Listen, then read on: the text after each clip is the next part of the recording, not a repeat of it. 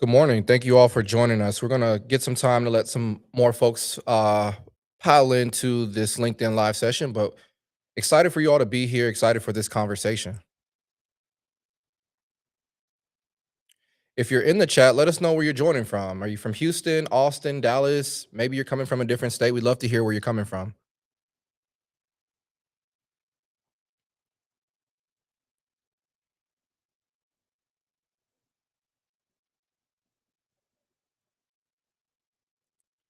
Again, if you're just joining us, thank you for being here for Advancing Access in Texas, a joint info session. We're really excited for today's conversation and look forward to having you all a part of the conversation with us. We see Dallas represented. Thank you. If anyone else is in the chat, let us know where you're coming from.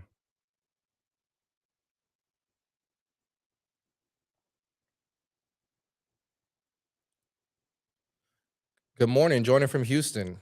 Thanks for being a part of this.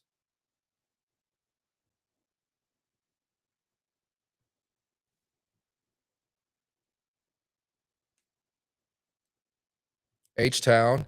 Hey Ted, how's it going? The Lighthouse of Houston. Thank you for joining us.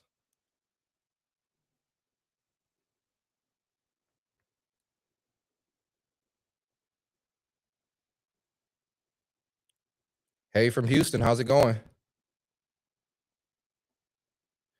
Hey Kim, thank you for joining us. D, thank you for joining us.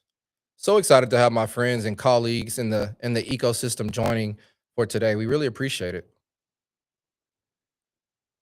We're going to get started here soon. My name is Khalil Vincent. I'm the founder and CEO of TechFest Live. TechFest Live is a nonprofit ed tech organization based in Houston. We exist at the intersection of education, workforce development, and economic growth. And our mission is to connect the youth of today to a better tomorrow through technology opportunity. I'm really excited about this conversation. This is something that I think is super important, not only for TechFest Live, but as well as for the leaders that we have today with us, joining us. I do see some more folks joining in. We are actually live from Captive Studio. So, Kari, thank you for the opportunity to bring this to our audience. So, shout out to Captive Studio.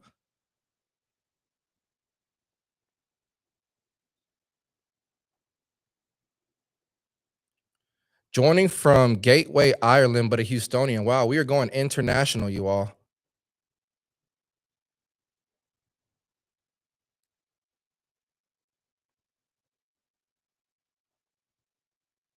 Good morning. Good morning.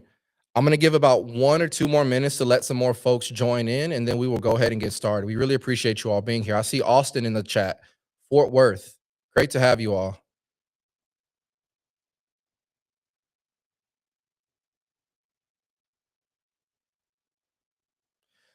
I'm interested to know, do we have any educators, any CTE coordinators, special needs coordinators, counselors, principals? Who do we have in the chat? Where are you all coming from? Are you from the corporate side? Are you from the education side? Or are you just here to learn a little bit more about the conversation on advancing access in Texas?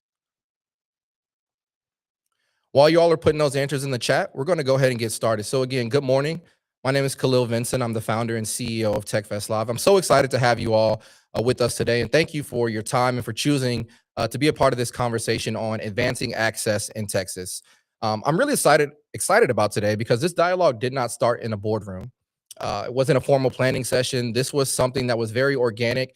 And I think the opportunity that we have here to have this conversation to shed light on advancing access in Texas is going to be a real treat for you all. So again, thank you all for joining. I will be your moderator today, and what we're doing here is not just a panel discussion. This is a conversation on how access actually shows up, whether that's in the classroom, in programs, or through student experiences, and how we're moving from intention to implementation across Texas. So, what I'm going to do, I want to briefly set the stage for you all and let you know how this group came together because I think it really reflects the conversation here today. I first had the chance to meet Angela at the Abilities Expo last year. It was a brief conversation, but just from that initial conversation, I knew that there was alignment. And so I'm so glad that we're able to do this.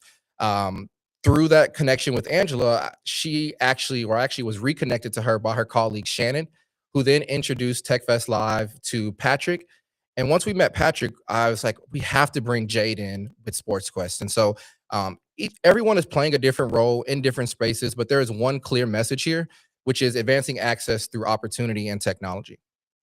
So today we're joined by leaders who are actively doing the work in their respective spaces.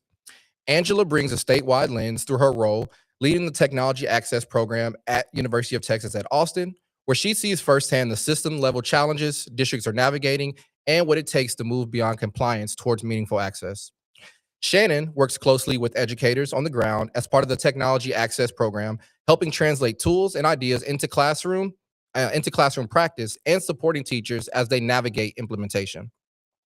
Patrick leads the Hello Maker Studio within the College of Natural Science at the University of Texas at Austin, where his work sits at the intersection of design, creativity, accessibility, and workforce-aligned learning, especially through maker-centered experiences. And last but not least, Jade brings a critical student-centered perspective through her work as a special needs coordinator at Sports Quest Soccer, grounding this conversation in what actually feels, and what it actually feels like, access actually feels like for students and families. So thank you all for joining us. So to kick us off, I'd like to go down the line for each of you all to briefly introduce yourselves and share why this work matters to you and your community. Angela, we'll go ahead and start with you. Good morning. I am the director of the Texas Technology Access Program, and we are tasked we're a federal grant, and we're tasked with providing and supporting technology access for Texans with disabilities. And although we're housed at UT, we do serve the entire state.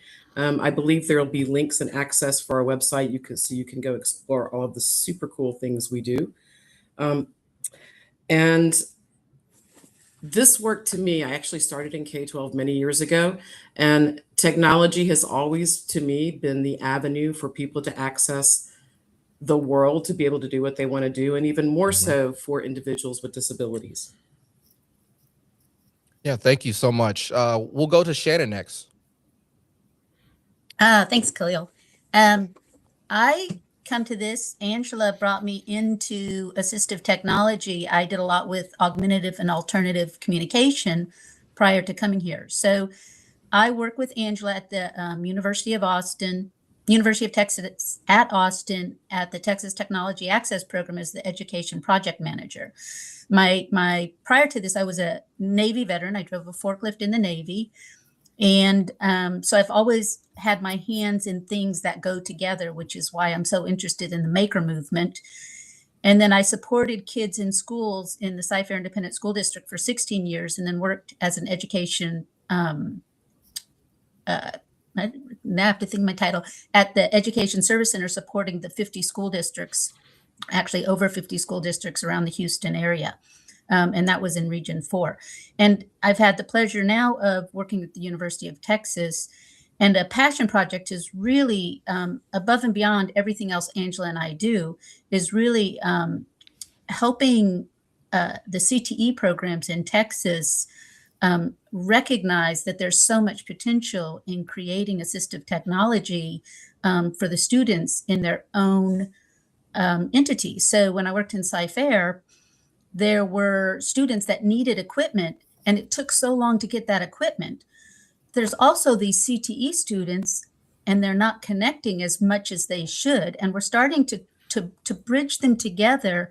And I look at it as that power of one, where if every CTE student made one tool, how much better our Texas students with disabilities would be served.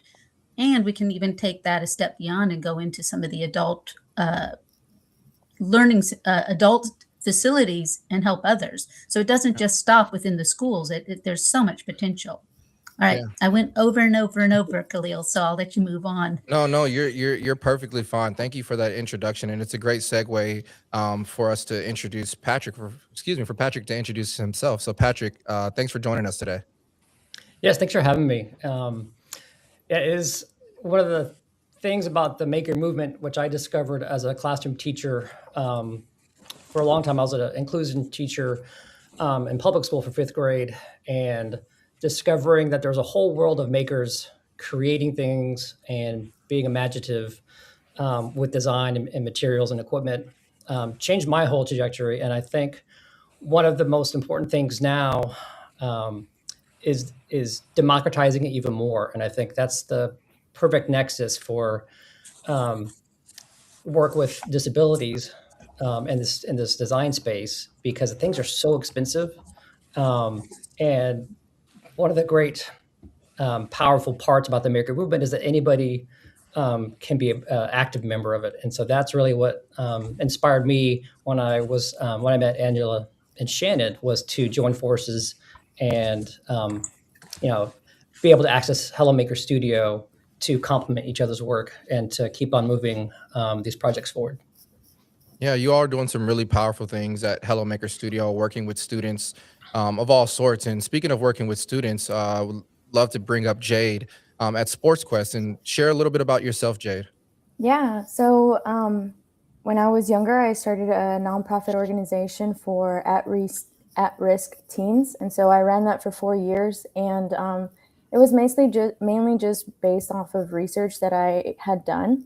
But when I had the opportunity to go to DC and I studied at Georgetown, I got an opportunity to work at a neuroscience lab for education, and so that is really where my mind or just opportunities were risen up with how access to technology and just other modern resources are used to help in the education world.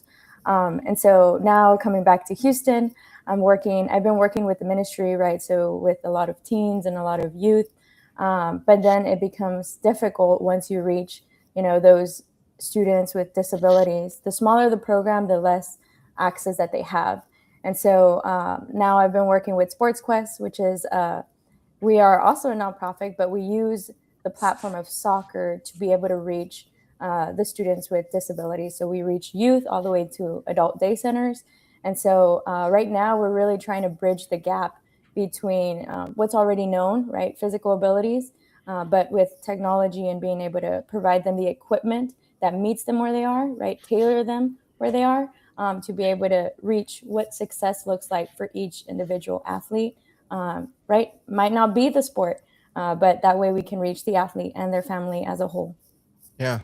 So thank you all. Thank you to all these leaders. If we would in the chat, can I get some hand claps or maybe some celebrations? So super excited to have these leaders across Texas join us for this important conversation. So if you're ready for the conversation, put some emojis in the chat. We're looking forward to getting started. So Angela, I want to start with you. From what you're seeing across Texas, what are some of the common challenges that you see districts are facing, and how can the Texas Technology Access Program, how are you helping address some of those challenges in a meaningful way? So Texas has a lot of challenges when you look at K-12 and supporting special ed and specifically assistive technology. First of all, we're big. There are over 2,000 local education agencies or school districts in Texas. And of course, they're in different locations like rural areas and urban areas and suburban areas. And some districts are lucky enough to have all of those settings within one district. So managing that, just the administrative piece, is quite challenging. There are federal and state laws and state policy that direct how that special education should be provided.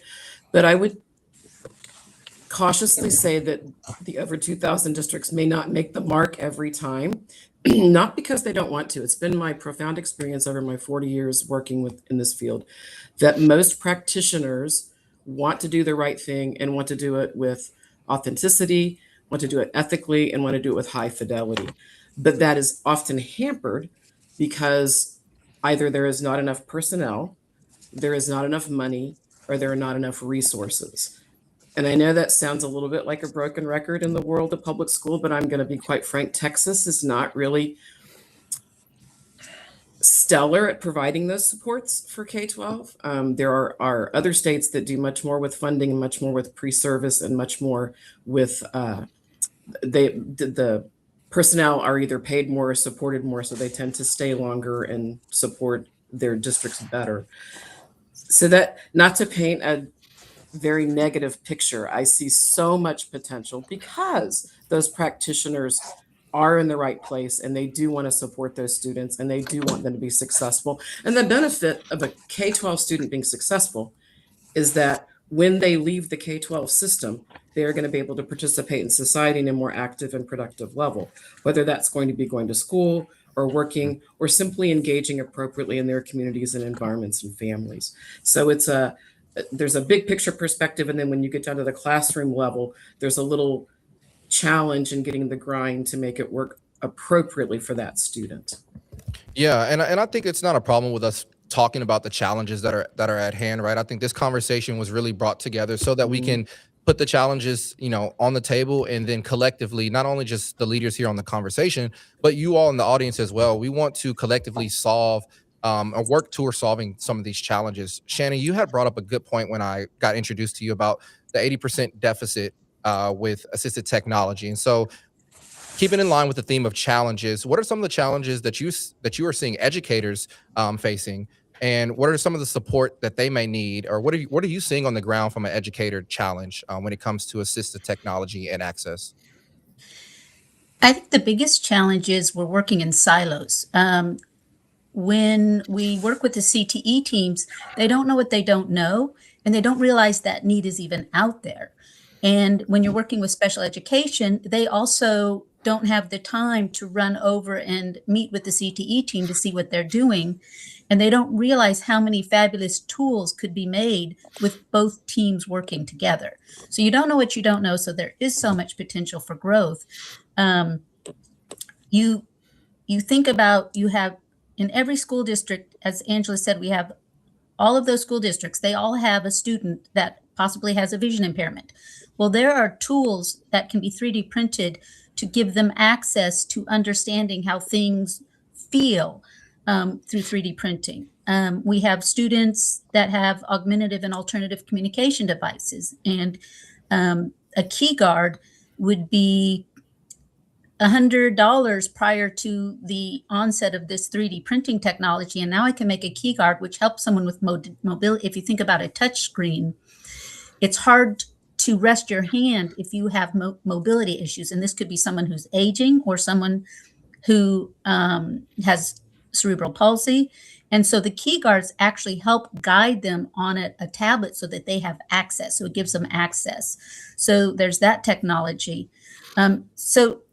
So the need is there. These tools are expensive, and that's why we have that gap of underfilled assistive technology tools.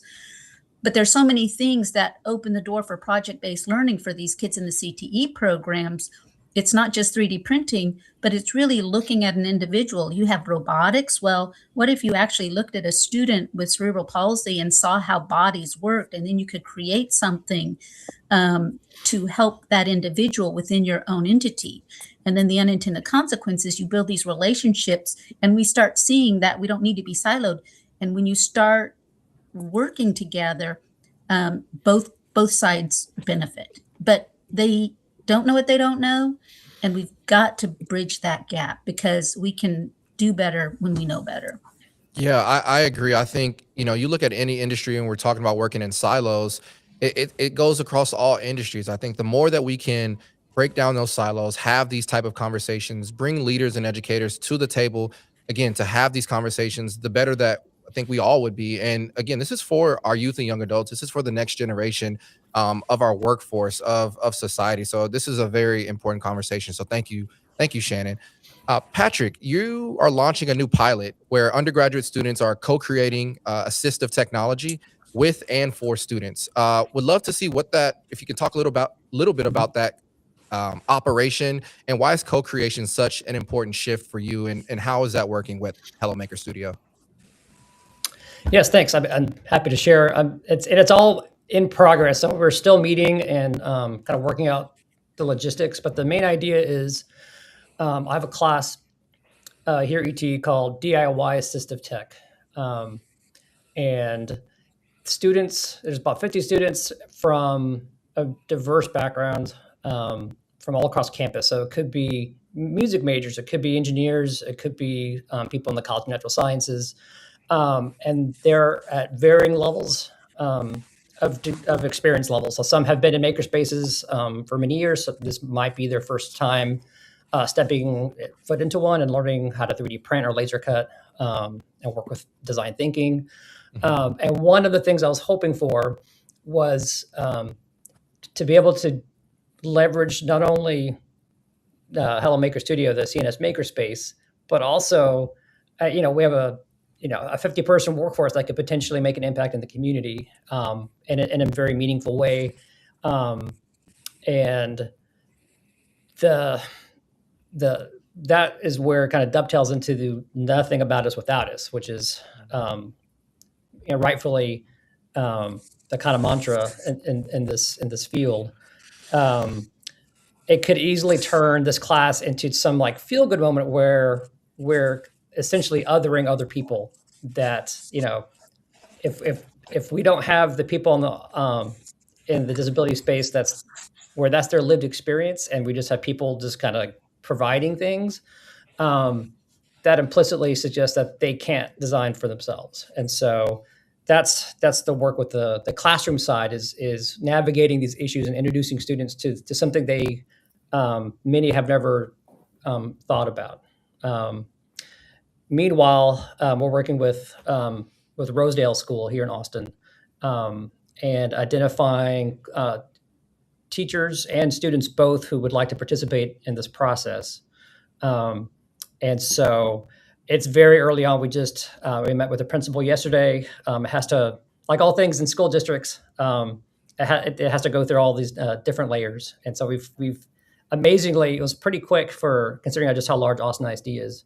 And so we're going to kick that off in the next couple of weeks, where I'll be visiting the campus. My students will have access to the campus as well, and be working side by side, essentially, with the faculty there and with students to, in theory, at the end of this semester, come up with solutions and improvements for what's in the classroom just to make things either more efficient or more comfortable, more durable for these students. Yeah, no, thank you for that. And I really like what you said. We have the same sentiments here at TechFest Live. If we're not asking the students who we're working with how they feel about what we're building, we have to make sure everyone has a seat at the table. So I really appreciate you shedding a light on that, because it is super important. And so, Patrick, you had this student focus. Love what you all are doing at the Hello Maker Studio. And we'd love to get a chance to come up there and check the work out that you're doing. I want to move over to Jade. So from a student's point of view, you are on the ground working day in and day out with youth. What does the meaningful access actually look like from a student's perspective? What are some of the conversations that you may have had with some of these students, and how are they feeling about either the lack of access or the access that they may have? Yeah, no, that's a great question. I would say the consistency that our program provides. Right now, we're only based in Houston and mainly in the Cypress and Katy area. And for those of you who don't know, right, Houston is really big. So you could be driving for an hour and you're sometimes still in Houston.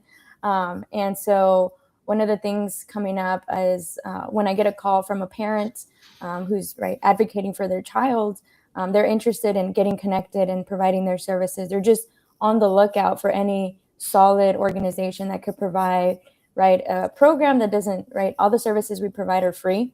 And so they are wanting consistency. They are wanting not just a pop-up. And so even though throughout the year we have consistency where we go every Tuesday, every Wednesday, every Thursday to specific locations, the meaningful, outlook from these youth parents or these youth or the adults are the consistency to it.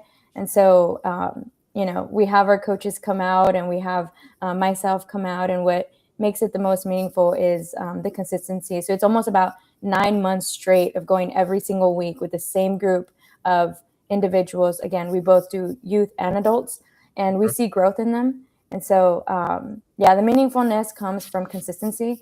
And when we do our evaluations from the programs that we're connected with, they always say we would prefer more one-on-one. We'd prefer for you guys not to switch out your volunteers. And so, they're just like us. They want relationships with us. They want for you to care for them and not to replace it with, just efficiency all the time. So.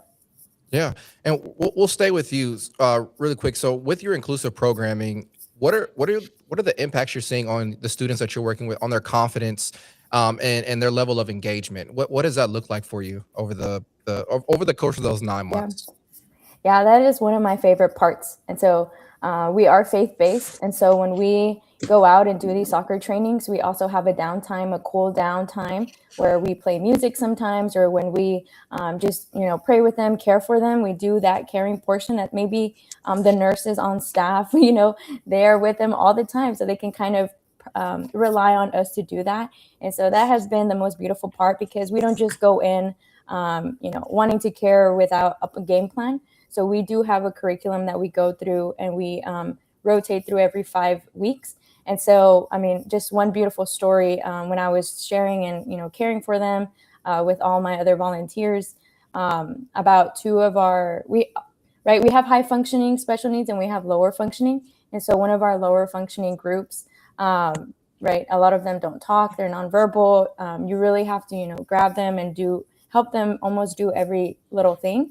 And then after being able to care for them, one of them just started talking and sharing and doing things that you're just like, oh my gosh, this is beautiful, this is amazing. And then, just allowing them to be comfortable, allowing them to know that they are advancing at their own rate.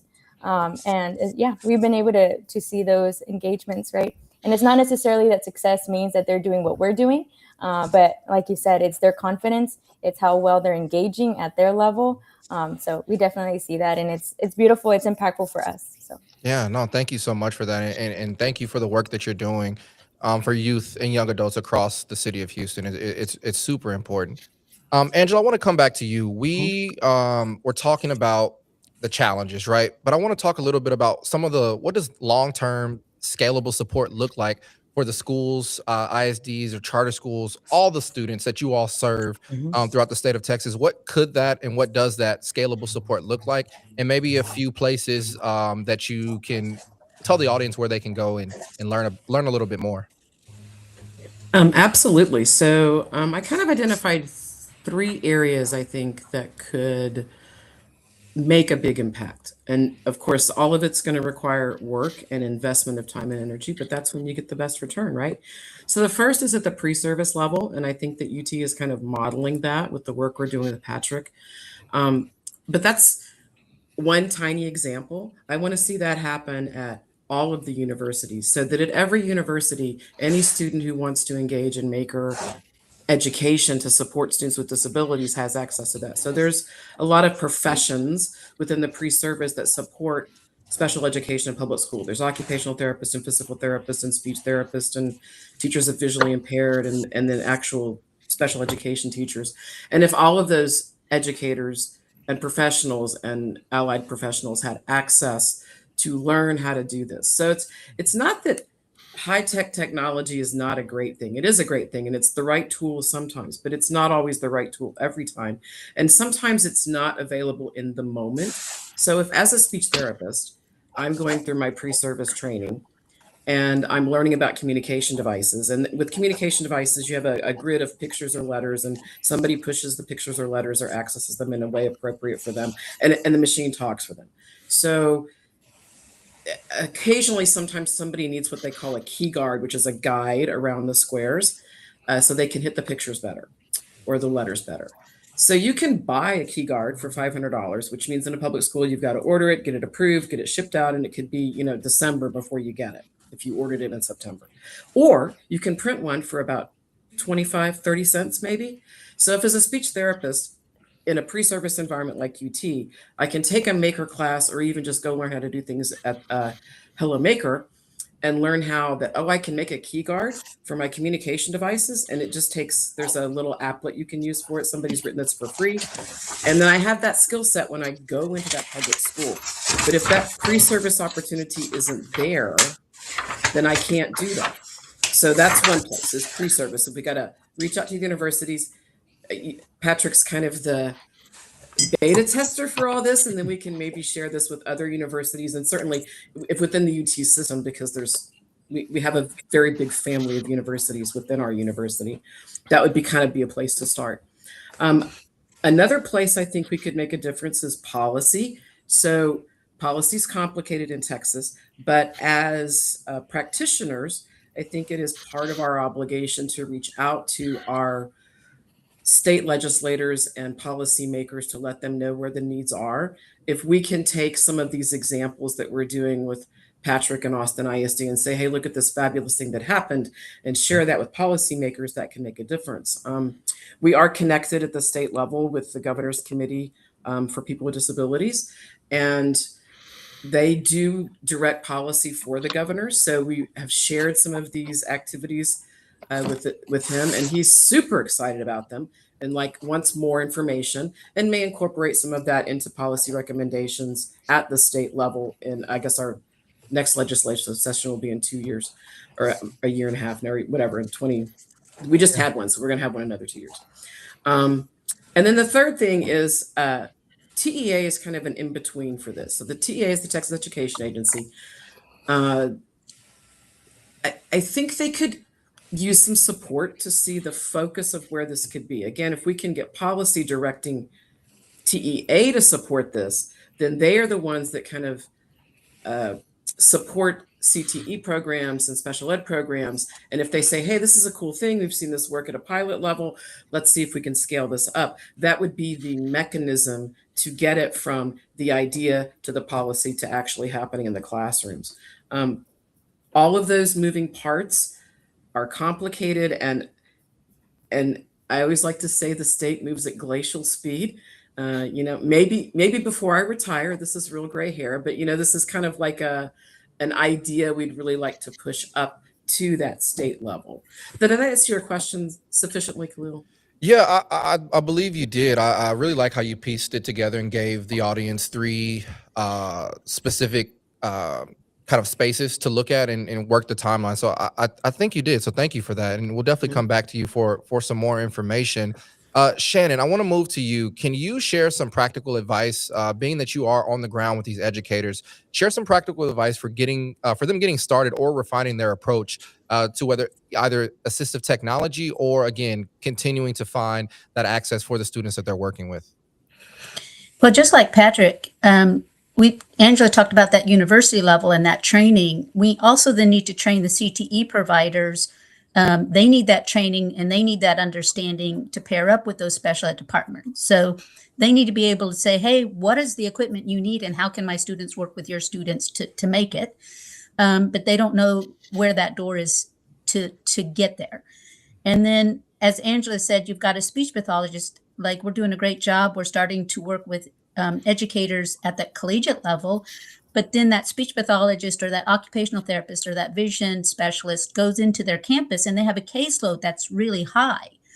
And so they don't have time to learn how to use a 3D printer or develop those CAD programming skills to create those objects. They know what they need. They know what the student needs. The student knows what the student needs, but they don't have that connection into that CTE program. And time is really difficult for them to find to create almost a new job skill. And for me, the CTE programs are already learning these skills. So I want to give you an example of Houston Independent School District. I went to Booker T. Washington and worked with Dr. Lee and his students. And so they took their own time to meet with me after school to teach them about assistive technology. And then that student worked with another student with a disability, but in doing so, they found out that that student could not get the attention of the adults. So they created the students for under $30 a proximity switch, which allowed a student in a wheelchair to raise his hand when he was having a difficult time and needed help because he couldn't do that. And that's not something that would have been a priority for me as a speech pathologist, but by putting those students together, it really helped get something that made a difference for that student. But the unintended consequence then becomes the relationship that then developed between the CTE students and the special ed students. Mm-hmm. And one of the students said to me, and it was pretty powerful, he said, I had never met anyone with a disability before this. And now I want to go into rehab therapy. I want to make things for people because I felt so good about it. And I think about those students that even if he doesn't go into rehab therapy, wherever he goes, he's always going to have that understanding. So he's going to start creating things with that universal design in mind. If you're creating a vacuum cleaner that's going to vacuum somebody's floor, that robot now will help someone who's in a wheelchair do chores and allows them to have more independence. So I think that relationship is a piece that everyone has mentioned. Jay talked about that relationship, not having the turnover of the staff, and you're creating opportunities for these relationships, and both sides grow and become stronger because of that. So that's the part I see. And I think the other piece is when I worked in Booker T. Washington, one of the things that they lacked is they didn't have good equipment. So these kids are working with what they have to create this. But imagine what they could do if they had upgraded equipment, 3D printers that worked a little bit faster, because they have very old 3D printers that they're spending a lot of time repairing, which then takes away from, I mean, it's a good skill to learn how to repair it, but then it takes away from how fast they can get that equipment back. So you also have funding that needs to happen so that the equipment is changing on a regular basis, and we want to keep these kids using the up-to-date equipment. We want to make for a purpose, so we need to have these collaborations. Did I answer your question? I kind of went on a tangent. Yeah. So the great thing about having such powerful leaders on the conversation is you kind of just can let them continue to go, because what they're saying is impactful. So no, both you and Angela are doing a great job. So thank you for that. I do want to stay with you, Shannon, a little bit, because the thing that we talked about when we first connected, my goal was with the TechFest Live Expo and the events that we are hosting. I noticed that after talking with you all, after attending the Abilities Expo, TechFest Live, that was not on our radar. Not that we didn't want to, but it just wasn't in our wheelhouse to provide opportunity for students, youth with disabilities. And so one of the important things for TechFest Live in this conversation and meeting these leaders was, how can we get better, right? How can we bring opportunities? How can we let ISDs, charter schools, private schools know that at our expos or at a STEM Go Pro Day or at the events that TechFest Live is hosting, we have opportunities, technology, information for those ISDs and individuals with disabilities. And so if Shannon, if you could just touch on that piece you were telling me about the 80% deficit, and maybe some of the ways that you may have touched on a little bit, but I just want people to know what that number is and how can we some of the ideas that you think we can collaboratively work together to solve that number. I'm going to back up a little bit, and I'm going to describe assistive technology. So Angela and I work with assistive technology. Assistive technology is any tool that an individual uses to help bring that independence. So Judy Heumann was an advocate for individuals with disability. And one of the things that she said was, for everyone, technology makes things easier. But for an individual with disability, these tools make things possible. And it doesn't have to be high tech. It can be something like a pencil grip, because maybe I don't have a grip. I've got a disability where maybe I was born without 2 fingers. And so I have a hard time grasping the pencil. And so you can fabricate, and occupational therapists are phenomenal at doing this, something so that I can now hold that pencil independently. But we want to take it a step further, where that individual who needs the pencil grip is working with the fabricator so that you get the correct fit. So assistive technology are the tools. It can be anything from a communication. It can be something to be a manipulator for an individual with a vision impairment so that they can do their math. It can be a communication symbol with Braille on it. It can be a Braille map. These are all things that can be created by CTE programs. It can be the key guard. It can be something to help somebody grasp a spoon to eat. There's even a really cool robot. We've worked with a student who was able to get funded for a robot, and he can use a switch and he can feed himself. And you're like, well, this robot costs $3,000. But then you think of an aide sitting with him every day for the 200 days of school, whatever the school year days are, having to sit with him and feed him breakfast and lunch. And that time, over time, that computer will pay for itself because you've given that student independence. And now he doesn't have to have that aide standing over him, hovering and feeling like he doesn't have that independence. She can walk away once he's set up. He can feed himself. So it's little things like that that we just don't think about. And I think we just need to open the door to think about it as project-based learning. So if we start these students on that trajectory of, these are what assistive technology is, these are the tools, and these are your classroom, this is your school, and these are the students that need assistive technology. And we know that the World Health Organization says that at this point, 80% of the assistive technology needs are unmet. It could be a mount on a wheelchair so that somebody can drink their own drink. It could be the joystick that allows them to play games with their peers. And somebody says, well, why are we putting money into gaming? Well, what we know is if we can get a kiddo that's young started with video games, that then allows them to learn and build the muscle coordination for learning and academics and reading and turning the pages on books with those tools. And they need that practice with those motor skills. And so if we can get students to design that device that is just the right fit for the other student, then it's a game changer. And you look at Texas even, I go into some schools that are in rural areas and they have no AT. You might go into a larger district that has a little bit more funding and they've got more AT teams, and the numbers aren't that low. So it's a variation, but we want all students to have what they need to learn.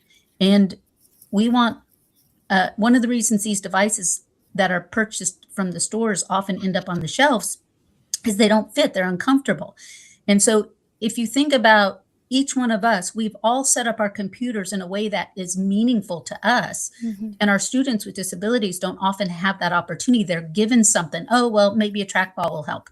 Well, then the trackball's too big for this little hand because that's what the district had in their closet. Well, then what if we can get that CTE student to come in and adapt that so that it really works for that student? The other part with children is children are growing at just a rapid rate. And so what works for them today may not work for them after Christmas when they come back. I mean, I've got students that their wheelchairs no longer fit, so all of their mounts no longer work. Well, guess what? Then we've got to get that wheelchair rep in, and that takes time. So this child is sitting uncomfortable for a month before everything gets put together again. Well, think about that. If you were uncomfortable sitting for this period of time, you would check out because you're trying to make yourself comfortable, and your focus would not be on learning. Your focus would be on how can I just make my body not hurt. So it's that whole piece of it that it all has to kind of work together, and it goes all the way down to Jade. And think about even with her, she's got kids playing soccer, but they all have different needs. And so maybe someone needs a ball that lights up and has sounds because they're vision impaired. But maybe they're little and they need to start with a smaller ball. And these are all things our CTE programs can create. So you would start out by, there's already on Thingiverse, thousands of assistive tech products that can be 3D printed. So when your elementary and middle school kids are learning to 3D print, you can only print so many toys. Let's get them started with printing assistive technology tools that are free and open source. But then as they progress and we need to have more skills, then they can go into CAD programming and they can adapt a writing device so that it actually fits in the hand of the individual using it. And then they can prototype it so that when that child grows, we can just increase the size a little bit so that they don't have to change and learn something new. And then as you start getting into some of your higher level students, then you've got students like the ones at Booker T. Washington who created a proximity switch that just lit up so someone could raise their hand. So there's just so many areas that I don't even know. I haven't even explored them all. I just know the possibilities are unlimited. And if every CTE student just made one tool, look at how we would bridge that gap. Yeah, you dropped some gems on us there, so thank you so much for that. Can we get the website that you said? What was the website that you mentioned? So we created it's basically a resource bank, and it's through a Padlet. And so we've created research where, like in Europe, they had students follow blind students and work with blind students so they could create tactile maps and tactile tools for the students that were vision impaired. And this was a longitudinal study. It went over a couple years. And in every article that is shared, the unintended consequences are always the relationships between those two groups of students. And I think that is, in and of itself, if we can go into Jade's group and help one of our students create something that's going to help them participate in that sport, so you've increased their independence, but then you've also created a relationship for both sides. Mm-hmm. Yeah. So the Padlet is just a resource bank, and it is a plethora of what's out there just to get people started thinking about what's possible. No, it's amazing. And we'll continue to put the QR codes up on the screen. Go ahead, Angela. Just to clarify, so Tamales is our maker group that we have, kind of a statewide group of makers that we are connecting to be able to do maker activities for individuals with disabilities in their communities. So there, if you go to any community anywhere, even in rural areas, there is a maker group to be found. They are everywhere. So rather than everybody contacting TTAP and saying, can you make me this XYZ, we can say, hey, this is a maker thing you can do. Take it to your local maker group, and then they learn how to do it. The maker group learns how to do it. It's less expensive. There's no shipping, so on and so on. I just wanted to clarify, there's two things Shannon was talking about. One is the Tamales group, and one is the Padlet, or the resource we created that has the vetted files that support individuals with disabilities, the 3D printed files. And I'll post that in the chat shortly. Yeah, perfect. The 3D printing Padlet is actually linked under the 3D section of the Tamales website. Yes. So they're both together. Yes. Perfect. Thank you both for that information. So Shannon, you were talking about how we can continue to get students to work together, how we can empower our CTE students and educators to think about using their skill sets and their time to create assistive technology to continue to help youth and young adults with disabilities. Patrick, I want to move over to you and talk about the connections between education and workforce skills with, kind of with what Shannon was talking about. And from your perspective at the Hello Maker Studio, how are you seeing that education to workforce pipeline work for your respective organization? So, what's great about the space is that intentionally, it's not just for the College of Natural Sciences. It's accessible to everyone on campus, students, faculty, and staff, regardless of major or college that they're in. So what's been amazing is that as part of that class I mentioned, DIY Assistive Tech, it's mainly for first-year students. And a lot of them may have a major, but they're still just trying to feel things out and get a sense for their degree plan and for the campus. And by having both Hello Maker Studio and the course that's attached to it, it's been really great for discovery. I've had people even change majors in my class because they were made such a connection with making and being able to get involved in assistive technology and really start to, in a sense, skill up a little bit where they weren't, things like this wasn't necessarily on the radar coming into the university. So at Hello Maker, we have a lot of first-time people where they've never 3D printed or laser cut or held hand tools. So we have a large, variety of simple tools like drills and saws and hammers. A lot of our work starts with cardboard, and we do really fast, inexpensive prototypes, and so that students can get a sense of the materials and working with their hands and their minds at the same time.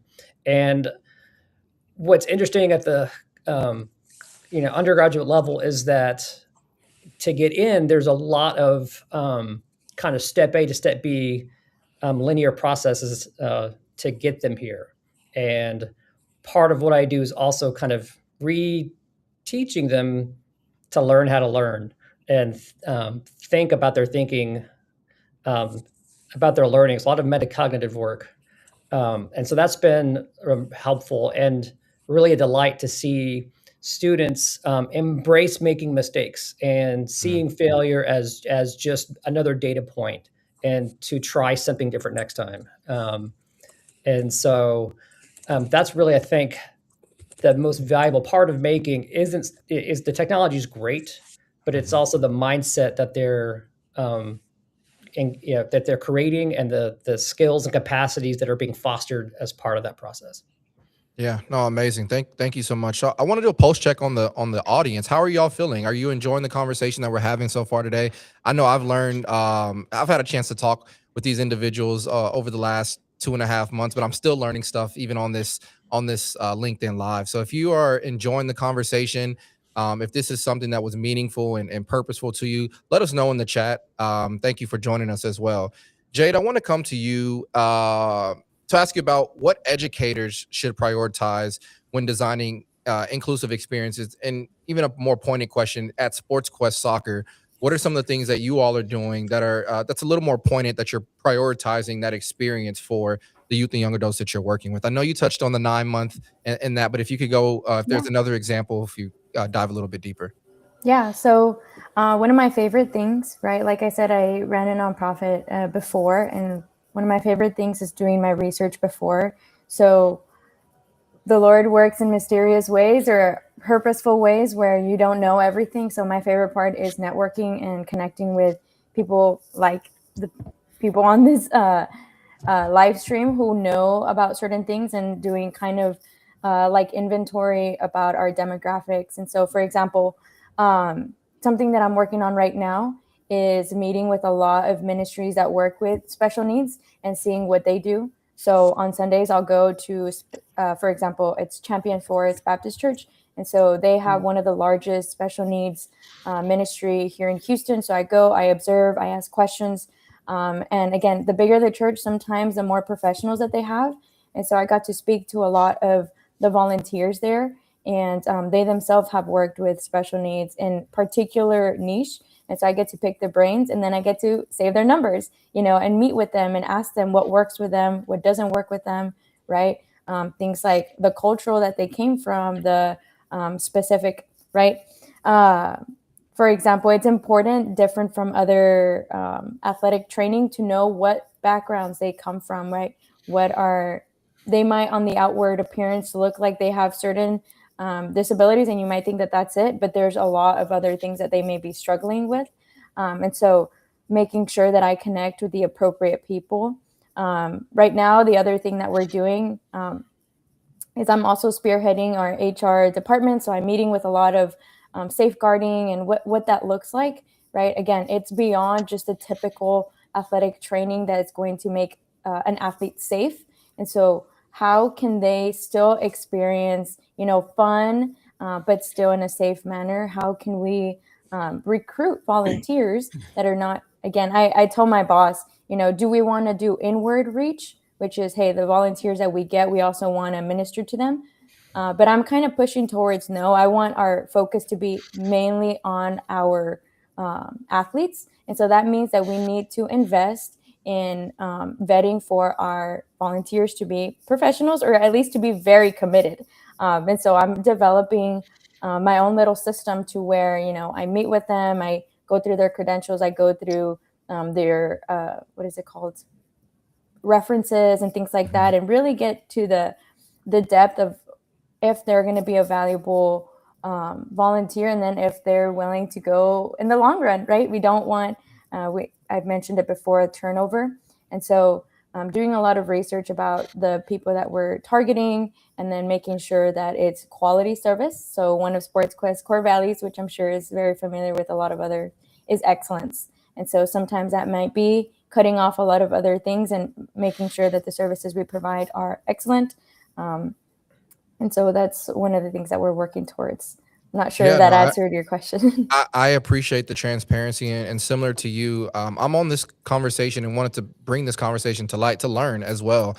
As I stated before, TechFest Live, this wasn't a space that we were in. This wasn't a space that we were well versed in, and so I'm equally as excited, Jay, similar to you, to be on the call with Angela and Shannon and Patrick, to learn from them and their experience, and seeing how this works, and what are some of the shortcomings and the shortfalls, and how, as a collective, how we can continue this conversation and continue to make meaningful impact, not only in our respective cities, but in the state of Texas. What I would like to do now is I'd like to have our panelists just give a last minute remarks to the audience before we open it up to questions. Anything that didn't get a chance to ask you, or an opportunity that you wanted to plug for something that you all have coming up? We'll start with you, Angela, and then we'll just go down the line. Yeah, so several of the panelists have kind of referenced the nothing about us without us type perspective, where when we build, support, intervene, you want to involve the end user and the person you're supporting. So I've been doing it a long time. I'm a professional. I have a huge knowledge base. That's great. I'm not the one who's actually going to be using this gadget in the environment to do the thing I want to do. So it doesn't really matter how clever I am or how many things I have in my toolbox. If I don't start with the person, it is not going to be successful. And I don't care if it's a 2-cent zipper pull that I'm printing on a 3D printer or a $6,000 communication device. That absolutely has to be the way you approach it, is involving that consumer, student, client, patient, whatever the right noun is. They have to be part of the team and part of the solution. We're just kind of the chorus, in my opinion. No, thank you for that. And if we could put the resource real quick back up for TTAP for them to for those to scan with their information. Thank you. So y'all please go ahead and scan that QR code for some more resources from TTAP. And Shannon, I'll go ahead and bring it over to you. I just think there's so much potential for real project-based learning when we start students off early, and then it just becomes what they do. And I think Patrick also, when he said it's learning to fail.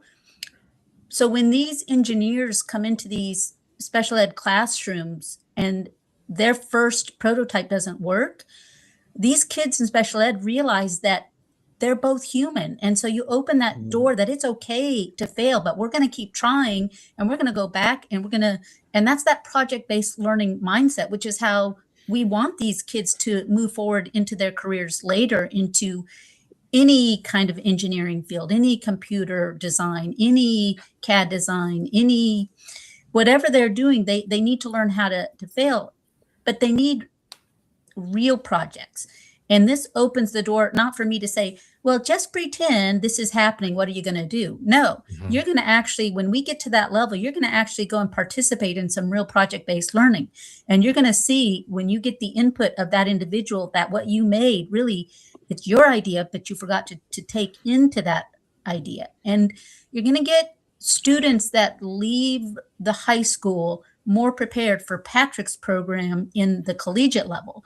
And I think it's just chipping away, working together with everybody on board, with that mindset that when we know better, we do better. And that's just how it goes. Yeah. There's so much potential, though. It's just the power of one. If every CTE student made one thing, look how many more quality things we'd have. And I want to point out one other program in Waco. There's a middle school, and their students actually went over and they took the ball and ran with it and interviewed the neighboring assisted living home, and interviewed the residents in the assisted living home, and went back and 3D printed the things that they knew how to 3D print for those individuals. And so that was a really huge relationship building opportunity also. So it doesn't just end in the schools. It's these maker groups can also head out into the community and build in that manner. So. Yeah, thank you. Thank you so much for the information and for what you and Angela are doing at TTAP. Patrick, we'll go ahead and move next to you. Give us a few closing thoughts. I think there are a couple of things that I'm hearing, and Shannon touched on this. Is I think a couple of ideas. One is just and they're related. The power of connections. I mean, thanks to Angela, and our first meeting was last year, and it was at a workshop, and she tracked me down, and we started emailing, and everything that's happened up to this point has just been kind of the effect of a bunch of individuals being interconnected and introduced to each other, and sharing resources and sharing ideas and experiences. And that's just such a powerful idea and tool, that I think that people could take away from this is, now we know more people and they know us, and we could help each other out. And I think that's also the power of the maker movement is you have a lot of people, and not just in school programs. There's community maker spaces. There's a growing amount of maker spaces in public libraries that do amazing work too. And so I think it's until what we talked about earlier about how do we make it this own movement around this idea, and how do we make change at the local and state level, as I think is this power in numbers. Yeah, I couldn't agree more. Before we joined the live, Jade had brought up a point. She was asking, how did this kind of come about? And I shared with her, this is a 3-month-old conversation. So not too long. As I mentioned at the beginning of the segment, I met Angela at the Abilities Expo, which then turned into Shannon introducing me to Angela and the entire team. So Patrick is absolutely right. When it comes to connectivity, when it comes to networking and just collaboration, this is a prime example of how one conversation, one introduction, one reach out can turn into a meaningful conversation built around access for the youth and young adults that we serve. Jade, close us out with some a last thought. Anything you want to share about SportsQuest Soccer? Yeah, so it'd be great if they could also pull up the little QR code. I think something that I'm very proud of is my director of operations. He's so good at the media. And so one of the first things that if you pull up that link, there's going to be tons of videos. So SportsQuest doesn't just go for special needs. So we target juvenile detention centers. We go to underserved youth in the evenings, and in the mornings is mine. So it's special needs. But we try to target different niches, different groups here in Houston. And so it'd be very cool if you guys could just, see what we're doing. We do newsletters on a quarterly basis. And again, right now I'm in a recruiting stage. So a lot of people that are seeing what we're doing. One of them was a referee for 10 years, and he worked with the Special Olympics. And I'm like, hey, if we can even steal you for 2 sessions, we'd love for your knowledge. We'd love for you to come and show us how do we teach sportsmanship to our special needs group, right? And so I think, if you're not on the ground all the time with special needs and with different ages, even just watching our videos and seeing what we're doing is really cool. Again, right now, one of my main targets is recruitment. So even if you're far away, we'd love if you have any ideas, any thoughts, like Shannon giving so many. One of my favorite things is practical solutions, right? Not for things to stay in the air as a vision, as an idea, but what are the next steps and how do we get there? I always say we live in a first world. There's always a way to get to where we need to get. Something about myself is I was able to work with special needs in the Middle East and learn about how they treat them over there and how they are looked upon. And we brought our staff to be able to teach parents on how to support them. And so I know that it will not just stay in Houston. It will grow. I love doing missions, going to Mexico, Durango, Mexico, and just being able to use what I'm learning and take it over there, right? Of course, whatever they appreciate, whatever they would love to pick up on. But yeah, I would love even just for y'all to visit, to connect with me, even any thoughts. I'm always open to growing. So yeah, thanks so much.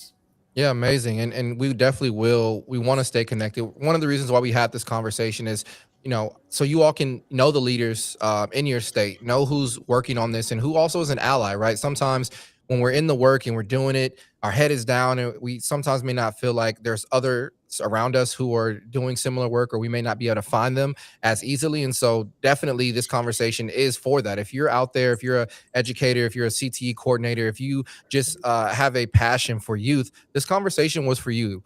From a resource standpoint, from a connection, from a networking standpoint. So I hope that, again, this conversation was impactful for you. Don't go anywhere yet. I do want to jump to the chat and ask a few of y'all's questions. So as I am scrolling through the chat, give me a second. But if you do have some questions, please go ahead and put those answers put those questions in the chat. Shannon, I do see your hand waving. So if you want to go ahead and if you see something you want to tackle, go ahead and get started. I think we also need to remember this is working together. So it's not just the CTE because a lot of them are in schools right now. But if you have a company and you're looking for something to start, reach out to your school and let them know you'll help them. So there's something that you can do. Because Khalil, the reason I met you was I was working with Brian from ImageNet, and that's where I met Adrian Leal. And he was the one who came up and said, we had all of these things 3D printed, like a water bottle opener. And a lot of the people were like, I could even use this tool. This is all assistive tech that we've printed with 3D printers. And he and his wife sat and talked with me for a long time, and it was really phenomenal. And he was the one who said, you have to meet Khalil because this is right up his alley. So those connectors are really important at this point. We need to get people connected who are interested, who want to see this move forward. And that's where I think you become that hub so people can reach out to you and say, hey, how do I get involved? And we need to start bringing them together so that we can help the schools around them. So if you're in a school in Huntsville, Texas, or if you're in a business in Huntsville, let's reach out to that school because these rural schools need even more help than some of the big city schools. Yeah. A wealth of information. Did you have something else, Shannon? Sorry. No, that's it. It's just that working together, 6 degrees of separation. We got to come together and just spread the word. Yep. Yeah, no. Started. Yeah, most definitely. Yeah. Again, this conversation is super important, and so glad to have been connected with you through Adrian, who's actually a board member of TechFest Live. So again, the power of connection is important. I am looking through the chat for some questions. If you do have some questions, please be sure to type them in the chat. So we have one from Ted Irving. Would love some panel thoughts on deeper dives into federal Perkins funding and how principals need training on proper expenditures, specifically in the area of maintenance contracts, to ensure hardware is available to meet class sizes and to function, operate on a continual basis. I'll take this one. So this kind of goes back to what I was referring to before about a bit of a disconnect with the state policy and TEA support and special education and assistive technology. So currently right now at TEA, there is not personnel that has a knowledge base of assistive technology. So it's not that they don't understand federal law says school districts will provide this if it enables a student to receive FAPE. It's that it's just not on their radar because there's not anybody in the office going, hey, what about the kids with visual impairments that are braillers? There's nobody ringing that bell. So I think as practitioners, that puts the impetus on us, then we have to carry that policy weight. So we have to go to our state representatives, I guess federal too, if you consider that's actually a federally funded program, and say, hey, remember this is important. And if these students are literate, they're able to go to college, they're able to get jobs. There's in this country, it's a kind of a big deal not to be a burden on society, although I have thoughts about that too. But anyway, so it goes back to having the policy that supports the education that'll support the funding. And at any given campus, that administrative leadership is who is the gatekeeper for a lot of that support. And so if you can loop in your special education administration in a school district and your local administrator at that campus to get that, oh, this is important and this is why, here's the big picture. It's not just that there's a gadget that a kid needs. That's not what it's about.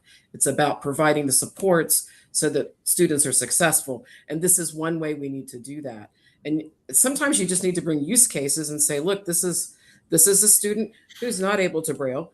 This is a student who is able to Braille, and all the options that are available. Ted, did that answer your question? That's a little bit. And can I comment on Ted's question also? Because For sure. I have one more comment on Ted's. So one of the things we saw when the first maker movement started coming out, really like 2015, 16, 17, I saw a lot of occupational therapists, physical therapists, speech pathologists who wanted to jump on the bandwagon, but they didn't have the background knowledge. And so we bought a lot of the wrong equipment. So there's an importance to train the CTE teachers and the special ed that if you're teams, that if you are buying this equipment, you need to make sure that the bed on your 3D printer is big enough. You need to make sure you've got the tools. You need to make sure that you know what materials you're going to, and that's why it's really important to work with that CTE program, because ImageNet, Brian actually went out and helped 6 different teachers that they bought 3D printers that they didn't even know how to put together. Because they're jumping on that bandwagon. So you do need to have a plan. We need to know, where is this equipment going to be stored?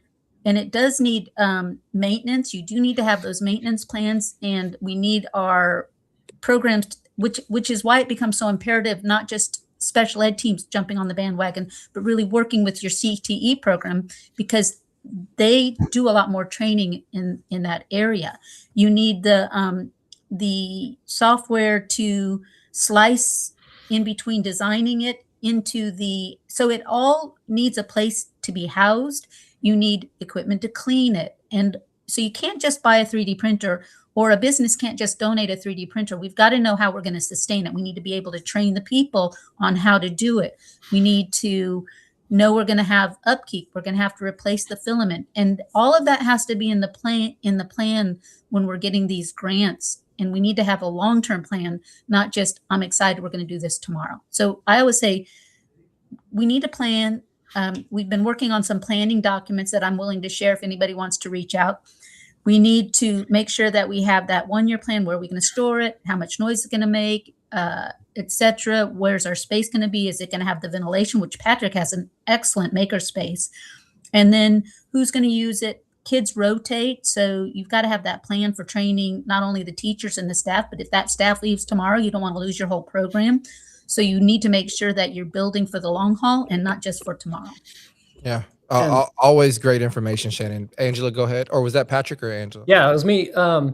If anybody I've opened up about 6 makerspaces, both for community and in schools. So if anybody is interested and wants to inquire about like potential tools or setups, how to get it organized, I'm happy to provide any input. Yeah, no, thank you for that, Patrick. So we do have the Hello Maker Studio in Austin. I'm not sure if anyone has any maker studios or maker spaces that they know of in Dallas.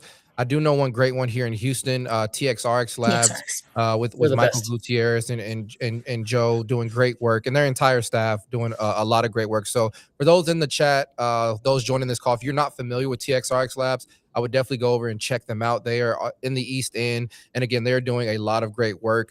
So when you're looking for those 3D printed resources or just resources in general, definitely check out TXRX Labs. I'm still going through the chat for any questions.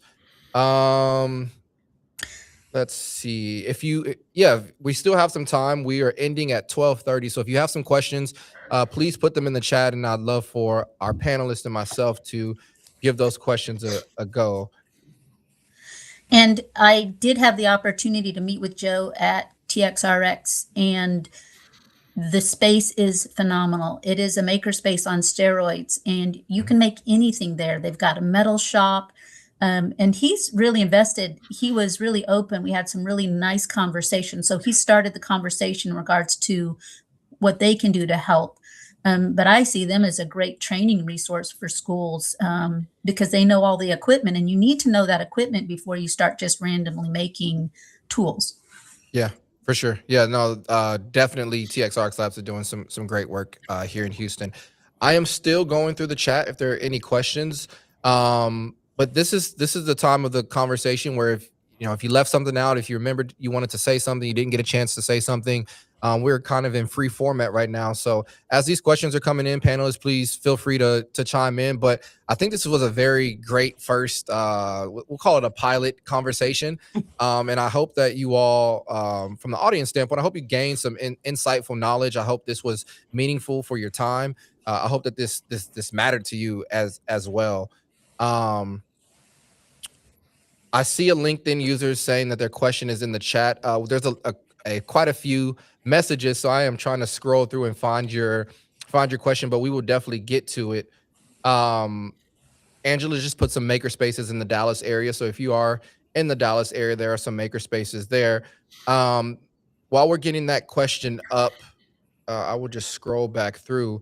But again, yeah, this was something I really wanted to do, not just again for Tech Fest Live, but for all of those out there.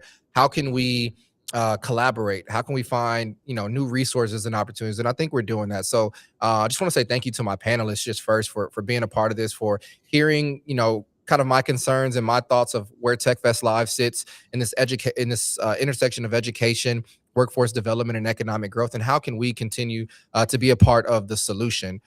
We have a question from Dr. Q, or she's sending greetings from Houston by way of Los Angeles, and would love to explore how education firms like hers, Mentee Educational Services, can continue to work not only with Tech Fest Live, but with the organizations that we have on here. So Dr. Q, you are doing amazing work. So thank you for that. I will definitely make sure that we are connected. I know we have some things that we're working on, but we definitely would love for you to connect with Angela, Shannon, Patrick, and Jade as well. And so maybe what we can do while more questions are coming in, if you all want to put your LinkedIn in the chat, my panelists, put your LinkedIns in the chat so that our audience can connect with you on LinkedIn and reach out further. And then also, while we're waiting on questions, we can go ahead and put everyone's QR code back up just in case you joined later, didn't get a chance to scan. So also in answering Dr. Q's question, we do training and professional development as part of our obligations with our grant. So perhaps some collaborations there might be appropriate, or we could connect you with other places that public schools seek education of assistive technology types. And we also have a conference that anybody is welcome to participate in, where you can connect with all of our constituents. This year will be October 28th and 29th here in fabulous Austin. So those are some places you can get Angela, a little closer. what's the name of that conference? It is called Viva La Vida with AT, and we serve tacos for breakfast because you will notice a continual theme of Mexican food in everything we do. Gotta love Tex-Mex, right? Yeah, Tamales is Texas Assistive Technology Makers Alliance, and that is what the tamales represents. Great acronym. So October 28th and 29th in Austin, there is would you call it is a STEM conference? I want to make sure I'm giving the people the right This is an assistive technology. Ours is an assistive technology conference. It's broad. Okay.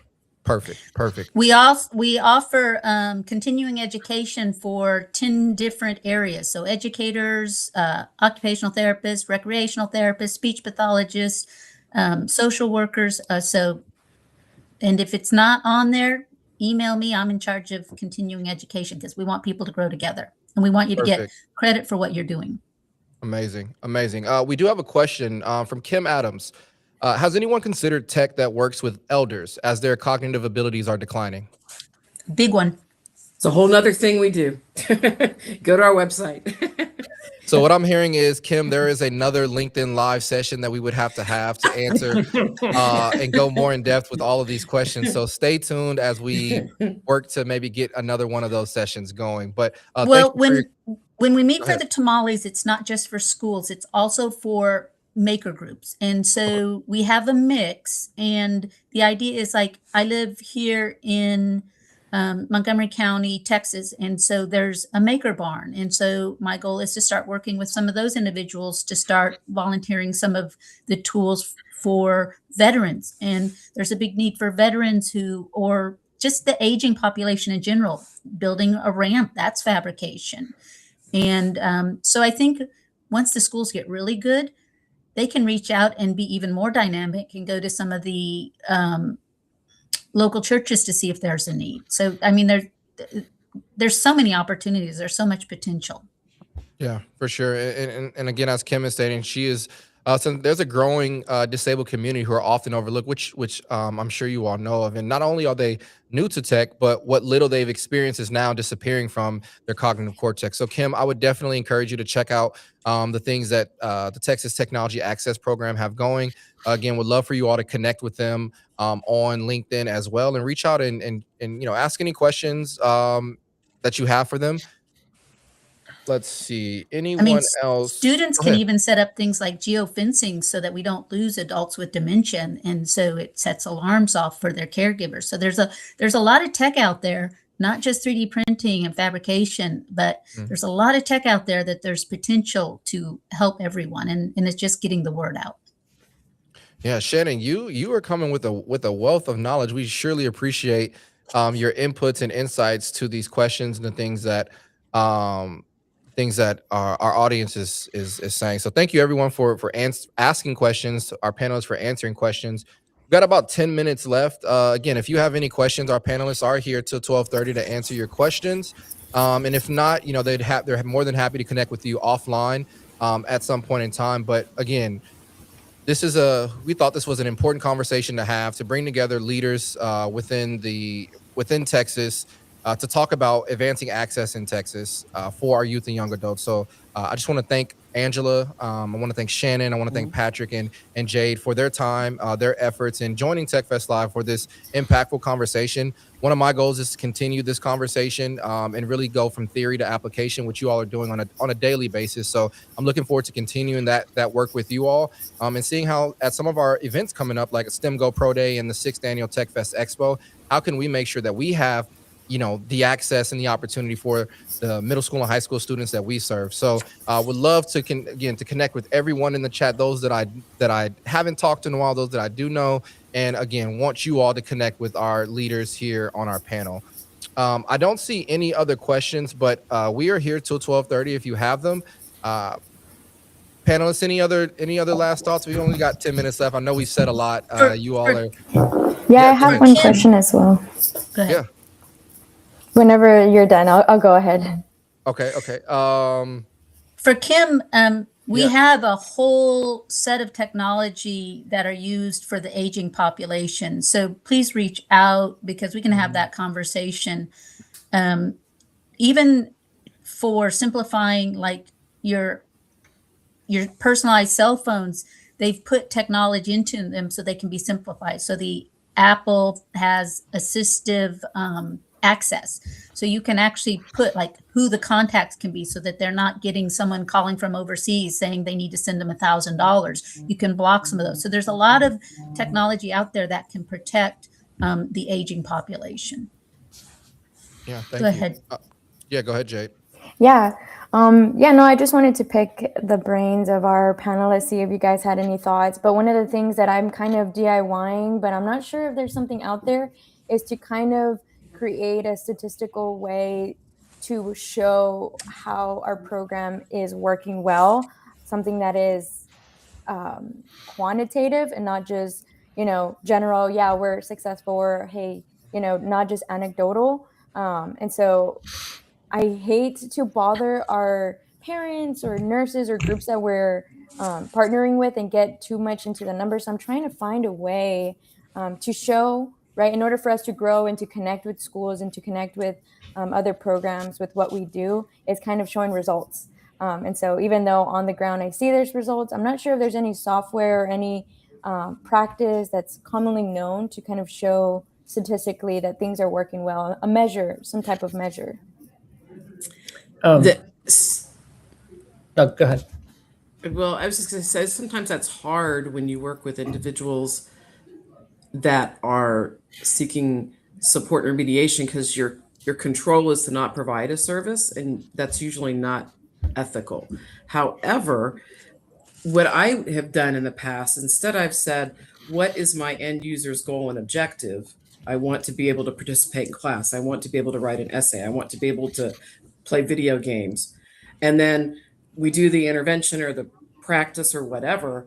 And then was that goal met? And so that's a statistic you could potentially track. Was the student able to then engage in a soccer game or whatever your objective was from that student's perspective? Yeah. Go ahead, Patrick. Yeah, and just for collecting information, like one of the things that is tricky about the makerspace, Hello Maker Studio, is it's not funded by tuition, so we are constantly out to fundraise and look for donors. And so we've been working with the platform Qualtrics, which is great just for collecting data. So I think it depends on what and how you collect it, but it is possible then to take that data and then represent it in different ways. And that can be super helpful just to communicate maybe to your audience. Yeah. Some of your impact you're having. Yeah, no, that's Great. very helpful. If I could just say one last thing. Yeah, for sure. Yeah, for sure, for sure. Yeah, so we also, the month of December is when we did all our funding, and well, not all of it, but it's a major month for funding for our donors. And one of the things that I'm trying to convince, right, is my boss is our program is a little bit more particular when it comes to, and you guys have all mentioned it, to equipment. And so, for example, I just did a Special Olympics kickoff party. And so there's a lot of things that normally for a regular like orientation meeting I wouldn't do, but because I want families to come with their athlete with a special need and their sibling, and we want to create a space that is for every family member. That means I have to find an activity or some type of fidget, that way they won't have to walk outside or anything like that, so it could be welcoming. And so my budget and my realistically, I'm like, if this is a pilot, this is the below, but I'm trying to show hey, this is realistically, there is equipment you're going to have to need to meet the needs. And so but being able to show, hey, it was a pilot, but it worked, it was successful. Out of about 30 families that registered, only 4 didn't show up, so the rest of the families did. And so that's great to just show the attendance, which was the goal, is to love on these families, and then get them to actually, hey, out of those 25, how many actually participated for the whole 8-week training, right? How many of them actually competed? How many came back next week, right? To show that relationships were built and all those things. But there's so many stats that can be shown to show that something is being successful, and then also know what's not working. So that's my goal. Great question, Jade and Patrick. I appreciate you for what's the name of the Qualtrics. Mm-hmm. Qualtrics. Yeah, thank you so much for that. I did see something in the chat. Miss Kimberly Hatter says that there's another group, the Workforce Solutions Gulf Coast, has a call for mentors and facilitators. So if you were part of this conversation and want to check out more information about them, there is a link in this in the chat. I think what Workforce Solutions is doing, what we all are doing from a youth and young adults perspective, goes back to Shannon's point. It's about collaboration. It's about connection. It's about conversation. And that's what I think what we were able to accomplish here today. I do not see Can I say one more thing about Jade's comment? Yeah, you definitely can. You open the door. I think that those siblings are often the forgotten members, and it's so important that Jade is including those siblings. And I could even see, if that program grew while we're working with the siblings out on the soccer field, let's give these other siblings that don't have disabilities some skill sets, so that, because I worked as a speech pathologist and I did private practice, and the siblings are the ones that have to sit there in the office for an hour waiting while the parents are having to put extra attention. And it's not a bad thing. It helps them learn that compassion, but let's teach them a skill set while they're waiting, so that that whole family's included. So there's so much potential there to make that a family event. And I love that, Jade. Thank you. Yeah, no, thanks for the encouragement. I'm trying to get my people on the same page with me, because you got to work things differently, right? It's not the same. So, they have to understand how it comes together. Yes, exactly. Angela, I am trying to figure out if Miss Shannon has a clone that you wouldn't mind me using, because no, and you may not hire her away. Well, we're going to go ahead and close for today's conversation on advancing access in Texas, a joint info session with TechFest Live, Texas Technology Access Program, the Hello Maker Studio, and Sports Quest Soccer. We really appreciate you all for joining us for today's conversation. Again, we hope it was impactful, inspiring, and important for you in your everyday journey. If you're working with youth and young adults, or if this is just something you are very passionate about. Thank you all to our panelists for your time, your efforts, and again, the knowledge and the wisdom that you've instilled in not only the rest of the panelists, but also our audience. We really appreciate it, and we'll see you all next time. Thanks for joining us. Thank you. It was fun. Bye. All right. Thank you. Thank you. I tried to sit still.